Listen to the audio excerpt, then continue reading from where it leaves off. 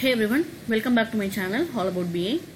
This session is quickly going to be about the interview questions on SSIS. Okay, why I wanted to touch upon SSIS is in the recent past I am looking into the openings, job openings for various technologies, and the SSIS is one such technology which has lots of opening in variety of companies, be it product-based companies or service-based companies with a very good decent package as well. Okay, so since I have lots of subscribers and viewers for Azure Data Factory, I just wanted to let them know about it, and so that they can give it a try for SSIS also if they are looking for a job change.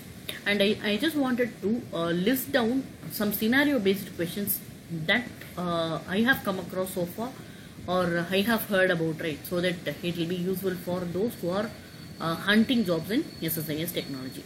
Okay, alright. So I will not be discussing the answers in detail. I will be crisply touching upon the answers. If you want details for any of these questions, you can very well reach out to me in the comment section or in the mail ID that I am going to share. Okay, alright. So the first question or one of the most important problems with SSIS is handling Excel files, because Excel file comes with formatting most of the time, and SSIS, when it has to load or read from an Excel file which has lots of formatting applied, right, then there will be lots of challenges. Okay, one such challenge would be in Excel, it will automatically try to detect the data type of a column based on the initial records, initial number of records. For example, assume you have 1 lakh records in your Excel sheet.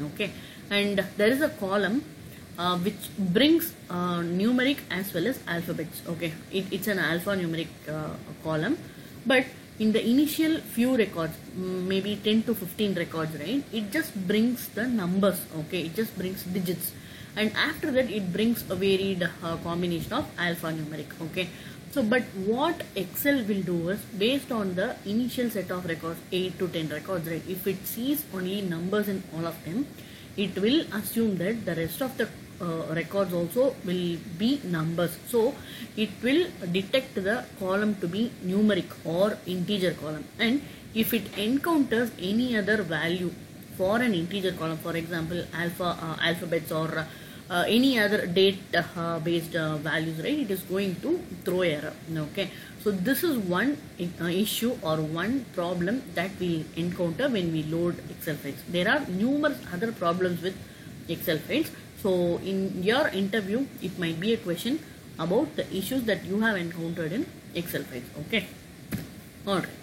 Assume you are the ETL developer or lead, and you are asked to design an ETL solution to load hundreds of files. Basically, there are huge number of files, and you will have to design a solution which will be efficient, which will portray high performance and everything else. Okay, so how do you handle this scenario? So we'll have to take it in such a way that what we'll have to concentrate on is how do you break these number of files, or how do you create packages? Will you create 100 different 100 different packages, one for each file, or you will create, or you will group the files based on its nature and create one package for that group of file?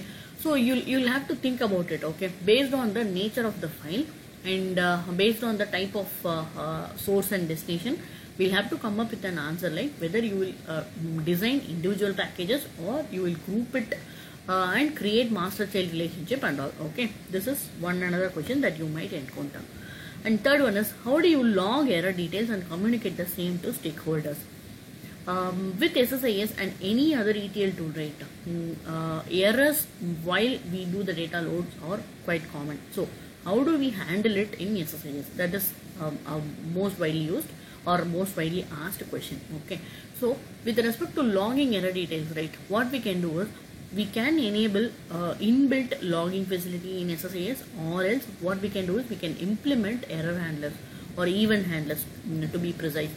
In event handlers in SSIS, right, we can handle various types of warnings, errors and messages and all. So we'll have to think what and all we are going to capture from the package, with only warnings or errors or information or all of them. Okay, So we'll have to implement error handler, event handlers accordingly, and inside the event handlers, we'll have to think how do we log the captured error. So event handlers will be capturing the error, and we'll have to think how do we log it, whether we have to write it to a database or to a file, that and all we'll have to think, okay. And second part of the question is, how do you communicate the same to the stakeholders? So normally, with respect to SSIS packages, communicating the error to stakeholders would become easier when we use mailing option, because SSIS has inbuilt SMTP task, and you can write a script task as well to create a mail message with whatever formatting we want, like HTML messages, and we can communicate the error in a very neat way to the stakeholders, okay. So either you can send mail, or we can share the log file itself, okay. By sharing the path of the file or attaching the file with the mail itself, you can do whatever we want, okay. Alright, next question is, you're asked to load a huge file. You have a package, and you have to load from a file to a table, whether it is SQL or Oracle or whatever be it, but the source file is huge in size, for example 10 GB, 20 GB. So while we design the package itself, right, when we try to create a data flow task which will have source and destination connections, right, so when we point to the huge file from a source task, it might hang, okay. So we will not be able to open such a huge file from SSIS package, okay. So that is one problem while we design. So what we can do is, we can just take a sample of the original file, and we can design the package, and then we can make the package run later with the original file. This is for design perspective. For execution perspective and performance perspective, right, we'll have to think in such a way that how to break those many number of records into batches, or how to make the package parallel, so that it will not take much time to load such a huge file. So we'll have to think in that aspect, whether to make it parallel or to break it into multiple batches using data flow properties itself, okay. Alright, so what are the best practices you follow while you design a package? So this is one another quite common question, and you can find lots of resources in internet as well. So I'm not going to touch upon much over it, but just to make sure you are touching upon the data flow properties, which will help us to make the package efficient and run with very nice performance, because data load happens only in data flow task in most of the packages. So it is all about data flow tasks performance, and you just go through the properties related to data flow, buffering and other stuff, so that you can answer this question in a neat manner, okay. And do you have experience in connecting to cloud or big data based data stores? See, now since cloud is booming, we'll have questions related to cloud as well.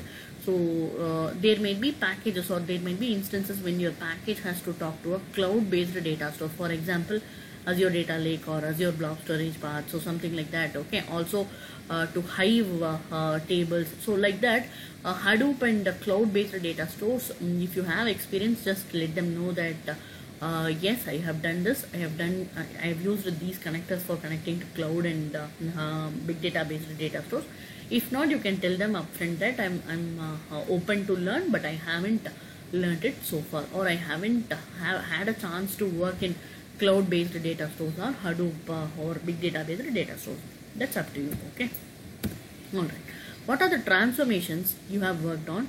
And when we talk about transformations, right, in data flow task, you will have to talk about all the transformations basically. So you will have to portray it in such a way that you have worked with all the transformations, like sorting, merging, using union all, using script components. So all the transformations basically, data conversion or data conversion task, and then whatever transformations possible, right? For example, pivot and pivot. So just talk about all the transformations that you have worked on, so that it will give an impression like you have had a very good experience with transformations. So one question on transformation would be the difference between merge and union all. This is a very common question. So merge, we know it accepts only two sources, and union all will accept more than two sources. And one more difference would be sorting the data between these two transformations. So just go through them before you attend any interview, okay. Alright, some common errors while doing transformation. So transformation is the main part of any exercise package, so you can expect more questions in that area. That's why I have brought in this question here.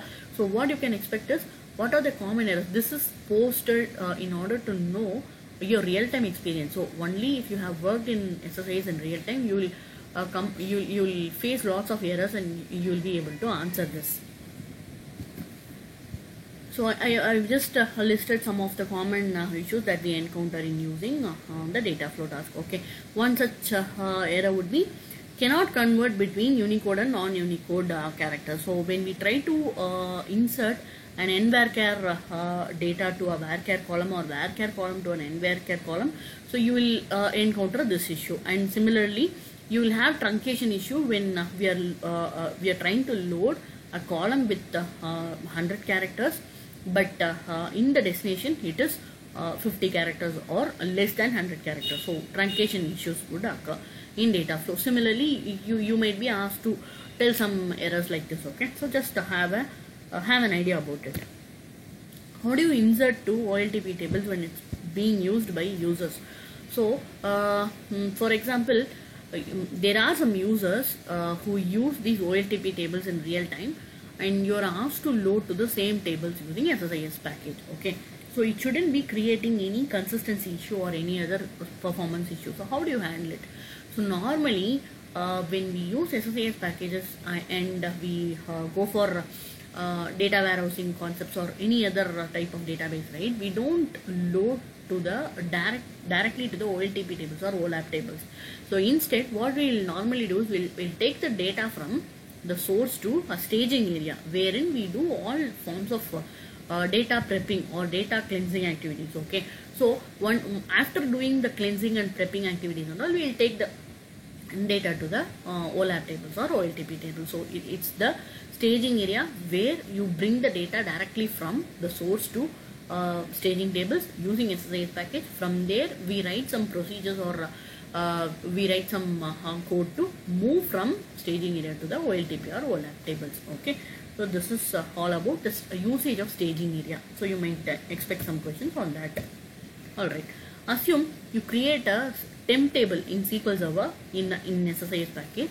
So can you use the same temp table in subsequent data flow tasks? Because scope of the temp table or the temp table might get expired or the validity of the temp table. So this and all will come into picture when you create a temp table. So in a package, you create a temp table in control flow area, and you are asked to use the same in the data flow area. So for this, right, we'll just have to let them know about a property which is retain same connection property in the connection manager, which will help us to use the temp table that we create in control flow task in the subsequent data flow task. So just remember about the retain same connection property in the connection manager. Okay, alright. How do you generate sequence of numbers in SSIS? So it's again related to transformation. Inside data flow task, you have to use script component for generating sequential numbers. Okay, alright. So what are the challenges you faced while working in SSIS? How you overcame? So this might be another question when you say I have experience in working with SSIS. So you just tell it at a high level what and all problems you have encountered and how you overcame, so that it will give a confidence to the recruiter. Okay, now this person is able to face challenges and overcome those challenges. So we can very well hire this person. So it will give a moral booster basically. Okay, so that's all with me. So I'll come up with more questions as and when I encounter. So if you have any doubts about, or if you have any comments on the questions or solution, you let me know in the comment section. Thanks a lot for watching. Keep supporting. If you haven't subscribed to my channel, I request you to do so. Thanks a lot.